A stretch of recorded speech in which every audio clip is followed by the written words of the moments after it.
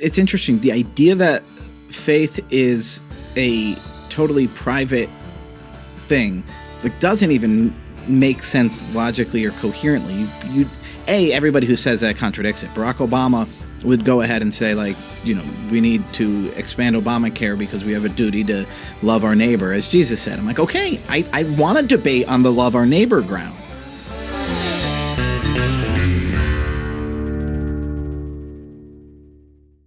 Welcome back to the Kevin Roberts Show. Thanks so much, especially if you're a regular member of the audience, for watching or listening. I'm excited about every guest that I have, genuinely.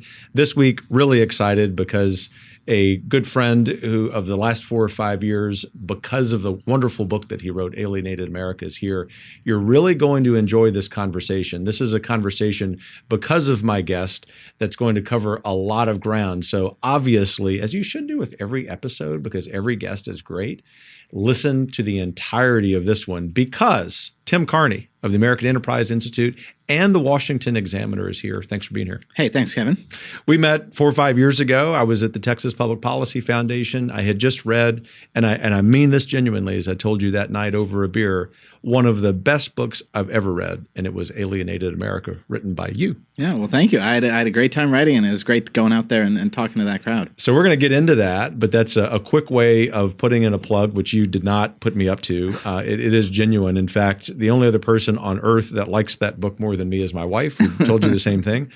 And yet, although we've got some important things to talk about, I was almost tempted to do this episode in my Atlanta Braves cap. What would you have thought about that?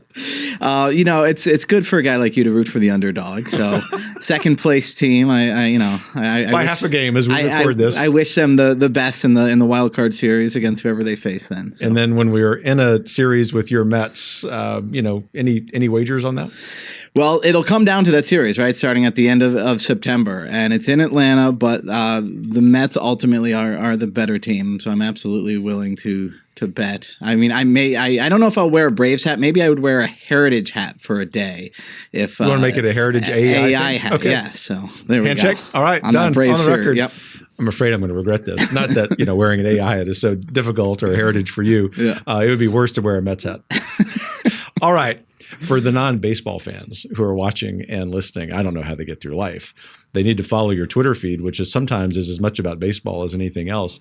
One of the questions that I ask people, because it's sort of the required question as a Southerner, is about their story. Mm-hmm. And you're one of the guys, even though you're very humble in the center-right part of the political spectrum, who's very thoughtful, sometimes I think in innovative, even unorthodox ways, even though you're a very orthodox thinker.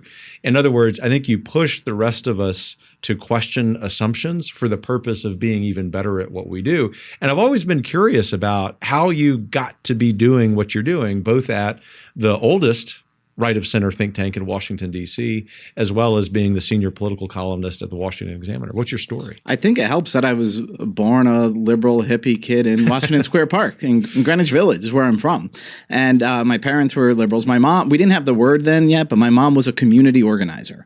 My dad's an attorney. He did antitrust law, and we grew up in Washington Square Park, basically. And my oldest brother became a conservative by reading stuff like National Review and sort of traced him back ultimately to studying philosophy and the liberal arts, and I landed at St. John's College in Annapolis, Maryland, a great book school. So there you're reading what the freshmen are reading this week. They just finished the Iliad. I know because, 26 years ago today, I just finished the Iliad. The curriculum basically stays the same. It's a great book curriculum grounded in the classics, and it really was a mind-opening experience. And in Washington, I've had great bosses. I was at Human Events under Tom Winter and Terry Jeffrey. Then Bob Novak was my mentor and my boss for a few years in there.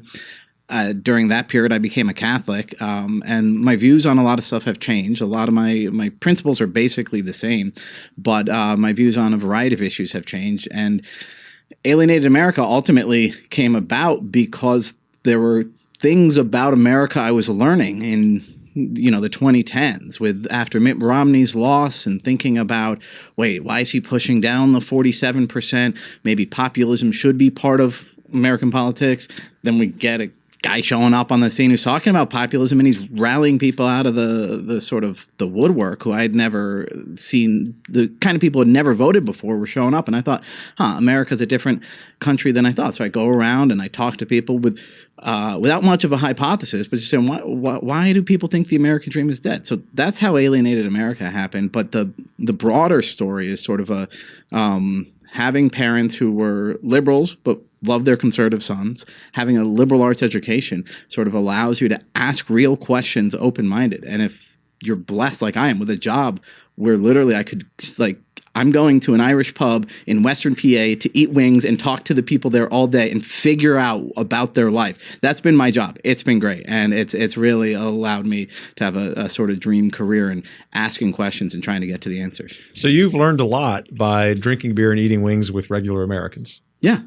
And another part of that intro, I mean, I could probe a few of those points, but the first one, especially for anyone in the audience who's unfamiliar with St. John's College, is to say that that's a curriculum that, by immersing students fully in the intellectual tradition of the West, causes students, even though you're pursuing capital T truth, to question assumptions, because that's the nature of our intellectual tradition. When I was president of Wyoming Catholic College, I came to appreciate St. John's, not only because we had a couple of faculty members who had been undergraduates there, but in a lot of ways, our curriculum, very, very similar, rested upon the great work of St. John's. And so that's the kind of institution, I would argue, this is my hypothesis, St. John's, that we need to be replicating as we enter this next phase in American history. Yeah, asking questions. It's interesting because I'm old enough and you're old enough to remember when sort of I went to New York State public school. So to some extent, there was an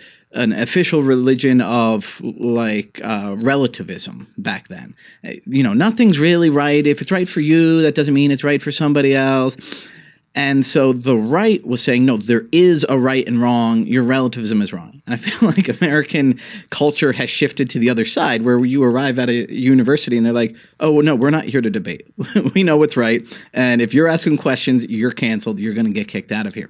And so that's why liberal arts education is great, because it's not undermining the idea that there is right and wrong, that there is truth and falsity, but it's saying you really have to test this. You have to ask difficult questions. And so again, I came into college an agnostic, and a couple years later I was a Catholic. There were people who came in and said, this is the first time I, as a Christian or as a Jew, has sort of asked my own self deeper questions. And you should want people to be sharpening their ideas and asking difficult questions like that. And I think St. John's is a great education. It's not, despite the name, it's not Catholic, it's not religious or anything, but it really is about wrestling with the texts and thinking these philosophers, these giants of Western civilization, let's figure out what they're saying. Like, we didn't get to like, is Aristotle right or wrong? We mostly spend time being like, what is he trying to say? What does this reflect on what Plato and Aristotle were saying or Euclid is saying? And just that action really is at the heart of learning. It's a curiosity that I think in a lot of higher ed today is not present, where it's not an inquiry as much as it's an indoctrination. And St. John's always was an inquiry. That's right, and that's evidenced by your own approach to Alienated America, right? I mean, you genuinely had no hypothesis. You say this in the introduction, and you go into these bars, I mean, all kidding aside, and you start talking to people. And I guess the question is, how long were you into the process of researching Alienated America? How many people did you talk to? I want to ask you how many beers you had. It wasn't just beers, coffee shops, church parking lots. Just evenings. Yes, all right. Yes. How many conversations did you have before you first started developing a working hypothesis? And to add to the conversations with the men on the street is the social science research. And this is where being an AEI fellow was great, because people would just walk down the door and be like, hey, can you look at this? So I think a few things that started to point me in the right direction, even though I didn't know what they meant. Well, first of all, to go to the very beginning, the book started in part because a publisher was like, do you have any unanswered questions that you really want to know the answer to that could be a book? And I said, yeah, I think a lot of people actually agree that the American dream is dead. And I don't know why they think that. And these people have this hypothesis, da-da-da. And the editor said, well, what's yours? I said, I don't know the answer. He said, get back to me when you have one. And so I would go to Trump rallies in South Carolina. And when at the end of the book, when I was like doing my due diligence and I was listening to those interviews, it was almost embarrassing to see how much I just missed the answer being given to me, where a guy said, I said, you're wearing a scarf that says "Make America Great Again." What's ungreat about America? And he said, when I was a kid, we used to have a Memorial Day parade, and the Little Leaguers and the Boy Scouts and the Girl Scouts, they would come and they would lay a flower on the grave. And I was just thinking, what's this guy going off about? I wanted this to be about trade or immigration or bailouts or something that I cared about. And I totally missed it for months. But then there were studies that came, and there was Raj Chetty is a Harvard researcher, and he found that upward mobility, one of the biggest predictors. It wasn't like student to teacher ratio or anything like that. It was civil society. It was how much volunteering is there in your neighborhood? Is there a public library? Is there a bowling league, to channel Robert Putnam? And also, how many intact families are there? How many of your neighbor kids are being raised by a pair of married parents? And that's what predicted upward mobility. And one scholar at AI handed it to me. He's like, you'll like this. It sort of ratifies all your social conservative thought. And that planted a seed. A weird thing that planted a seed was a difference in election results, in that all the Dutch people in America seemed to be voting for Ted Cruz.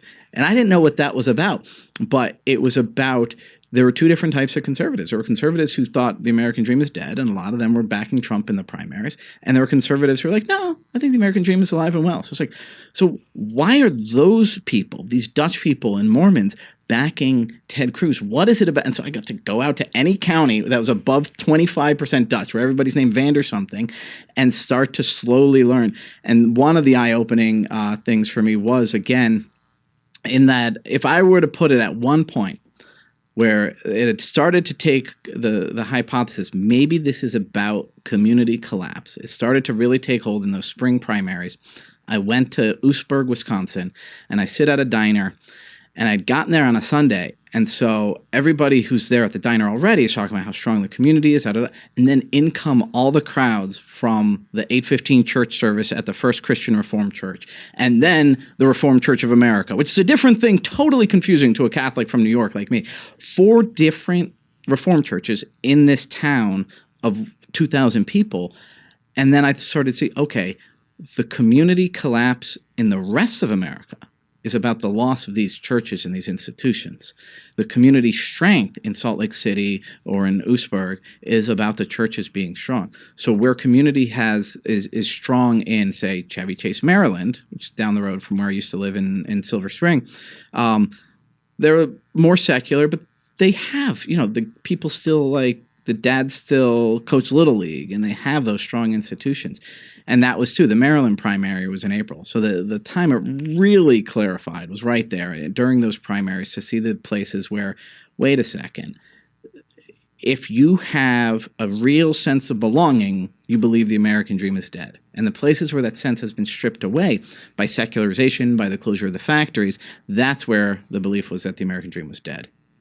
And what was the response to the book by people across the political spectrum? In particular, I'm curious about what some left of center folks who often share our worldview when it comes to institutions, right? Because even though they may not be as keyed in on religious institutions as you and I are, they understand that they're the fabric of American society. What was their reaction? What was the reaction from fellow conservatives? And I gather on the last one, it might have been sort of a variety of responses. Yes. So on the left, there's a variety of responses. I got a lot of people who had started to say, while I'm not religious, I begin to suspect that actually community cohesion and sense of belonging and higher purpose requires religion. And so that idea of, and there were a lot of liberals who wrote, and some of them in response to my book, they said, if you had asked me in 2004, I would have said, America's secularizing and that's good. And now I say, America's secularized and that's not good.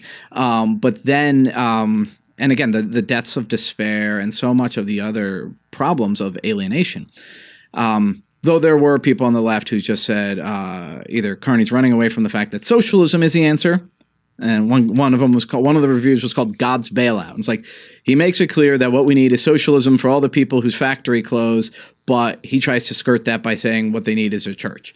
And then there's some people who just say, like, church is bad. And I mean, it's not a position really held by Democratic establishment yet, but a huge part of their base really thinks the biggest problem with America is that there's still too many religious people, and that I discovered on the book tour. That's been obvious this summer, right? Especially on the heels of the Dobbs decision. On the heels of the Dobbs decision, when we talk about gun control or gun culture and that sort of stuff, at one point I think I made an idle tweet before going camping for a weekend. I said, by the way, if you want to counter gun culture, what you should want is more people going to church on Sundays. And the answer was no, they're the same bad people, the people who go to church and the people who do mass shootings. I was like, wow, huh.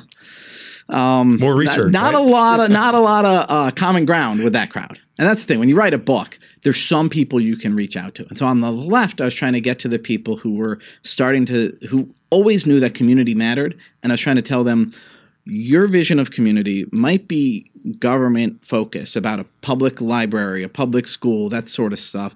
But for a lot of people, especially rural America, where the places where religious institutions are strong, that is the public square. Like the church isn't just a house of worship. It's where the kids go and they play on a Saturday. That's the sponsor of the baseball team. It hosts the picnic. So like try to tell them, you have this good thing, liberal elites. You have this strong community. It looks a little different in other parts of the country. You should embrace it.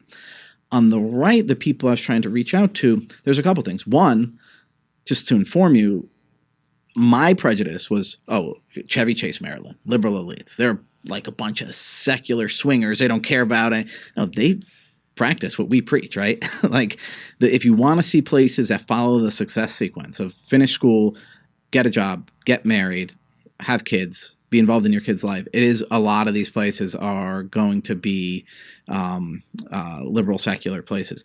But then the other message for a lot of the right was, okay, the nuclear family is the fundamental building block of society, and it's the most important thing for kids, but it's insufficient. So one of my chapters is actually called It Takes a Village, meaning the nuclear family, like a cell in a body, is a fundamental building block, but it needs support from all around. And that was one of the messages I really wanted to get across to conservatives. Because Rick Santorum, I've known him for a long time, friends, we've had kids go to similar schools. His book, his response to It Takes a Village was It Takes a Family, which I've got no objection to anything in that book, but that the sentiment in the title always bugged me a little. Like, a family is not adequate. Mom and dad need next door neighbors, need in-laws, need schools, need communities to do it. And that was my main message to conservatives in that book. So families are very important. I just want to be clear that you're not at all opposed to that. You're not criticizing that.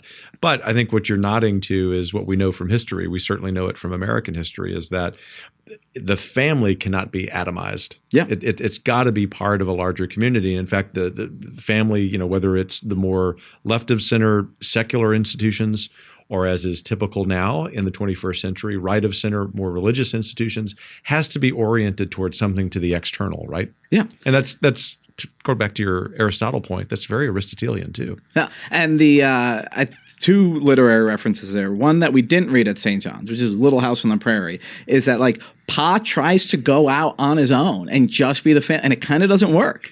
And by the end of the series, they have to sort of settle down around other families. And there is an idea of like American rugged individualism. My old boss at AEI, Arthur Brooks, used to say, like, American freedom is about living so that you can't hear your neighbor's axe chopping the wood. I was like, see, I just don't think that's true. I'm glad those people exist, but I don't think that's going to be the majority experience. It's about, I call it more Norman Rockwell vision of strong community ties. The other is there was, in the Odyssey, Odysseus comes across the Cyclops, who's this, murderous beast. But the description of Cyclops is interesting. He stays in his cave with his immediate family. I think he has multiple wives, but other than that, it's like him, his wives, and his kids, and he takes care of them. So on one level, you could be like, Cyclops is a good family man. Let's not have conservatives be Cyclops. The family is a fundamental unit of society. It's our primary obligation as individuals, but it both depends on community, and this is important too, it's a building block of community. So sometimes people who are like, family needs support, they kind of want to dissolve the nuclear family a little bit into a bigger mush. It's like, no, you need bricks to build something, and the family is a brick. But again, that relies on what's around it. Yeah, that's a really good way of putting it. Let's talk about if you don't mind, by using the metaphor of brick, let's talk about the mortar. I mean, that's these institutions, right? And that seems to be what's missing in American society. What's the origins of that? What I'm talking about is just the dissipation of American institutional life. Yeah, and there's 100 different origins. And the way I put in Alienated America is a split between over-centralization combined with a hyper-individualism. That both of these are forces. And if you've read Tocqueville, you know where I'm coming from. By the way, my favorite negative review of the book was, if you've read Bowling Alone, you've read Charles Murray, you've read Hillbilly Elegy, and you've read Tocqueville, there's not much new in this book except for churches and bars. I was like, endorse. Sounds like a great book. Yeah. Maybe that's why I liked it so much. But Tocqueville pointed that out, that we have a hyper-individualism that's a flip side of an over-centralization. And so the over-centralization is governmental largely. I pull up studies showing how crowding out really was real. The New Deal, the Great Society, had an effect of eroding church charity, local charity, nonprofit. And so you take away people's ability to serve their neighbors. It's not just you take away people's reliance on their neighbors, you take away their ability to serve their neighbors, and that will erode community. Economic over-centralization. It's one of the reasons that crony capitalism has always been one of my main issues, is what kills Main Street isn't just capitalism or free market. Often it's regulations and subsidies to the big guys. And so you take away main streets and people drive to a regional shopping center instead of walking and bumping into their neighbors. And a hyper-individualism that manifests itself in our attachment to tech. You see a group of kids waiting for the school bus. They're all staring at their phone. Facebook and those things replacing real-life community with virtual community. I would say virtual community is better than no community, but virtual community often displaces real life community. And so we could go on, but I referred earlier to secularization. That's a huge part of it. This fundamental institution of civil society in America, especially for the middle class and working class, has always been the church. And in America now, even a lot of religious people, they're unaffiliated and they're not attending. And then at the same time, there's a rabid push on the left to say, you can be a house of worship. Obama used to say freedom of worship instead of free exercise of religion. Nancy Pelosi used to say, she once said, hey, look, I do my religion on Sundays. She mentioned that she sometimes goes to daily mass too, which is great. Like I should go to daily mass as much as Nancy Pelosi, but you don't do your religion behind church doors. And that idea of pushing the church out of the public square, combined with sort of an individualization of faith in the United States, that may be the most important cause of alienation and the erosion of those institutions. And I mean, I agree, as you know, I don't want to assign all of the blame to that to this person, but I think President Kennedy bears some of it, because in 1962 in Houston, he gave a speech in which he created that division, right? Now, he reflected society. That's the nature of leaders. We need to remember that about American politics, right? But especially for those of us who are Roman Catholic, not that I was alive then, but that had a very significant effect, I know, for older members of my family who were faithful Catholics who decided they weren't going to vote for him as a result of that. It turned them into Republicans, actually. Yep. But or at least they voted Republican. They couldn't be registered Republican in Louisiana, but they voted for them. But all of that to say, over the last 60 years, we've just seen the full implementation of that, right? Well, it's interesting. The idea that faith is a totally private thing doesn't even make sense logically or coherently. Everybody who says that contradicts it. Barack Obama would go ahead and say, we need to expand Obamacare because we have a duty to love our neighbor, as Jesus said. I'm like, okay, I want to debate on the love our neighbor grounds. Let's keep going on that. But also, law is always going to reflect morality. And morality is indistinguishable from your worldview, which includes your view of sort of what are humans? Are we created? Are we just atoms bouncing off one another, et cetera? And the idea, and again, as a Christian, we are bound, the commandments are, the two great commandments are love God and love your neighbor. And loving your neighbor, when somebody says, what exactly do you mean by that? Jesus says, he tells the story of the Good Samaritan, of caring for other people out in the public, on the street, not just going home and thinking, God bless my neighbor, Mr. Smith. No, it's actually caring for them. So like for us to exercise our religion, which is guaranteed by the Constitution, we have to be able to do it 7 days a week. And that the laws will reflect what we morally believe. That doesn't mean we should, mandate church attendance on Sunday. That would be counterproductive, right? But it does mean that everybody's politics is influenced by their worldview and by their religion. So that idea of getting the religion out of the public square never was even morally coherent or logically coherent, but it did sort of lead to this shrinking of religion from the public square, which adds to the alienation. I should have made JFK be a bad guy in my book. I was just trying to remember if, in fact, you mentioned that in your book. Not that you needed to, just it popped into my mind. A follow-up question is, and this is another chicken or egg question, which is just kind of inherently unfair, but it's a fair question ultimately. Is the decline in the religiosity of Americans one of the major factors in our uncivil discourse? Yes, absolutely. And as I always say, and anybody who studies social science and thinks about philosophy enough will say, the causality goes both ways. The causal arrows point in both directions. Now, do our social science colleagues at AEI and Heritage like it when you say that? Yeah, I think they do. It's the op-ed editors who are like, no, you need to be able to say A cause B. I was like, it did, and the other way around. So the collapse in religion has, and again, the view on apparently most of Twitter is that religion is the source of all, and John Lennon, right? Get rid of religion. Imagine no religion, then we'll all get along and sing Kumbaya. But people replace religion with false religions, with secular religions, with what Derek Thompson at The Atlantic calls atheisms. And if you look at what's happened with a lot of politics, and I see this on both left and right, is that politics has become something of a religion. And so people fight it out. And I tell my liberal friends, I say, church attendance is something you should be rooting for a variety of reasons.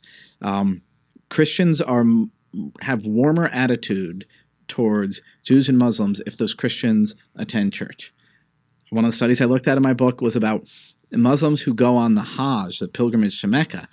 And there was this great study because in Pakistan they used to have a lottery. So they compared only the Muslims who went on the Hajj, because they won the Hajj lottery, to Muslims who wanted to go on the Hajj but weren't allowed to. And they saw a couple years later, how are they different?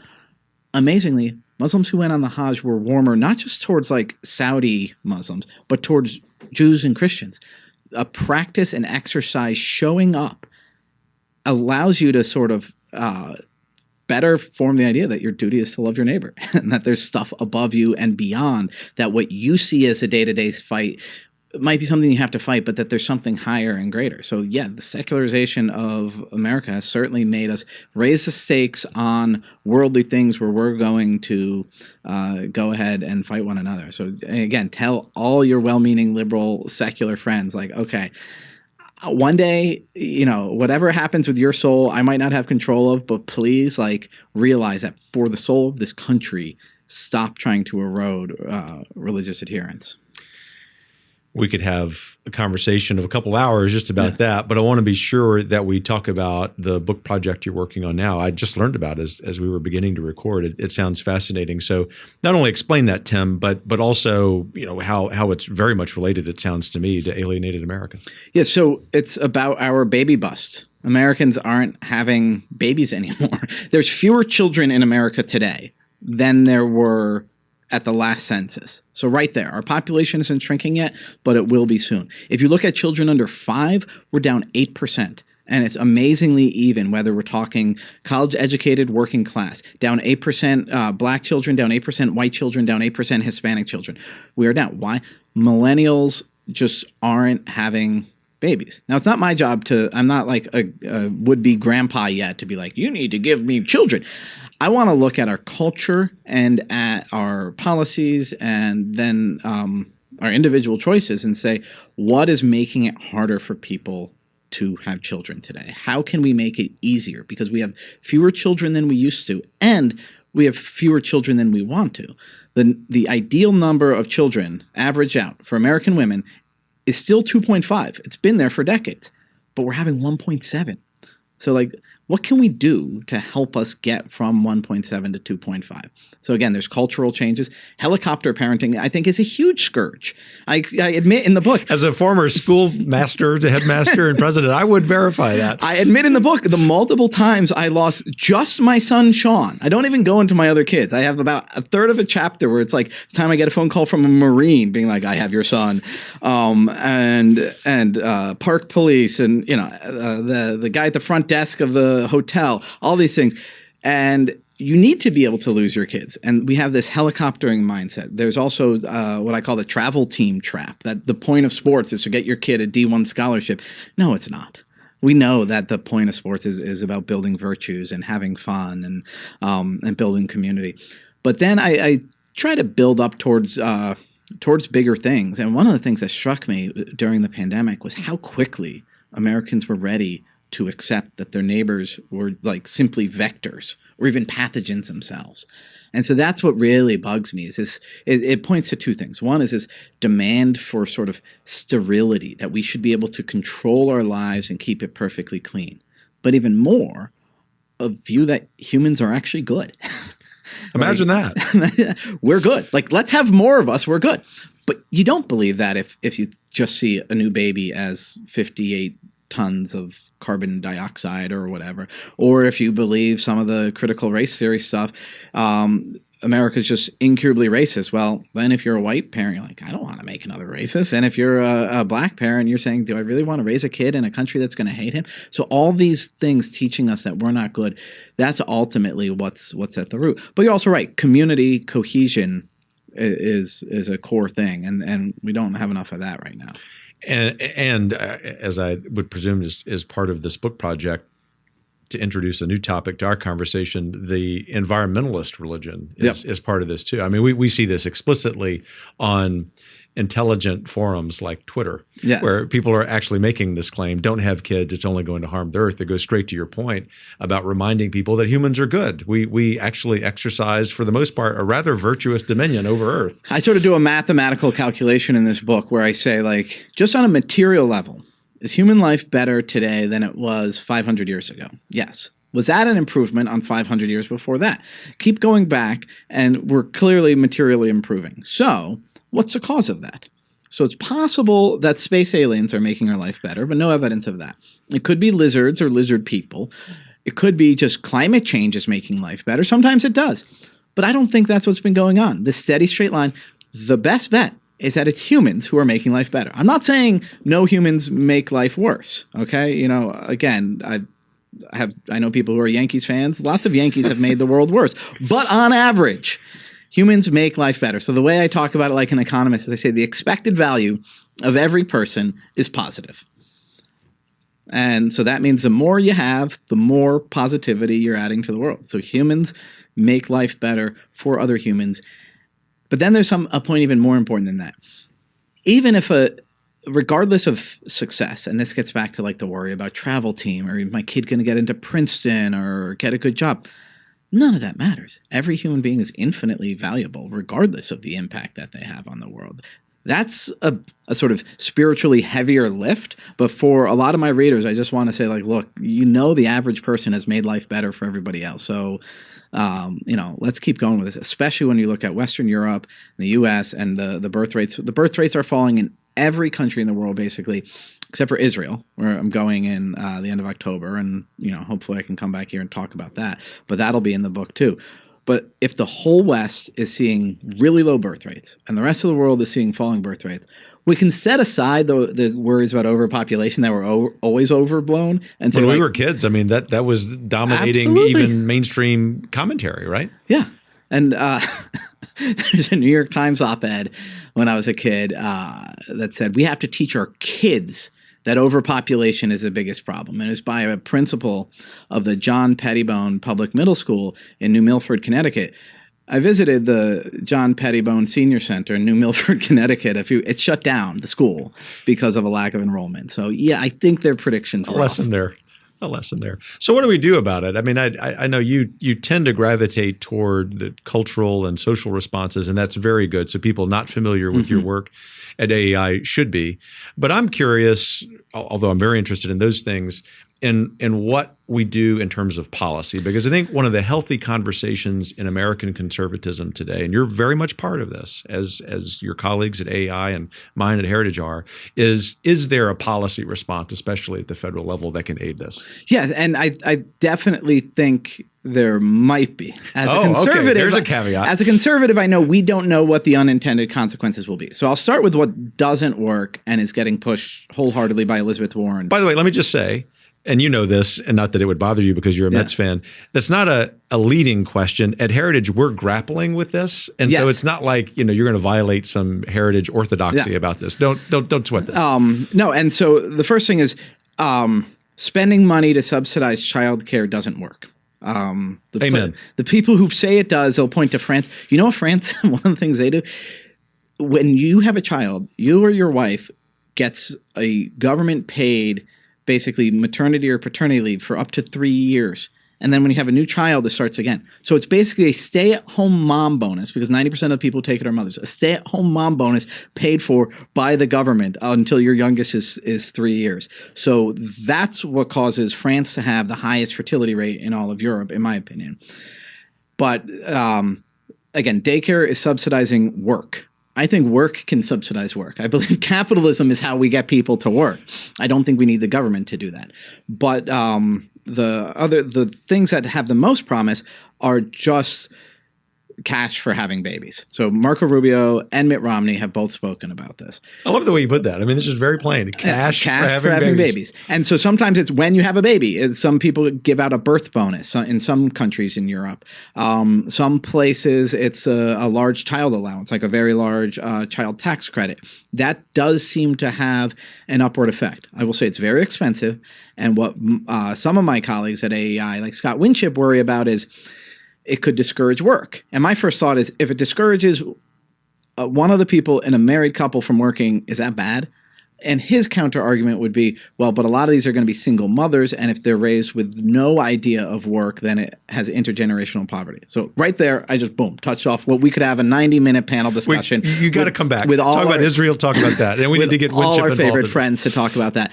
On the local level, I talk about walkability. Sound like a liberal there, but when this is your Greenwich Village. Yeah, when you can let your kids walk to school, that makes it easier to have more of them, because then you're not driving them off to school. And there's anything that makes housing more expensive is anti-family. So there's lots of policy fixes.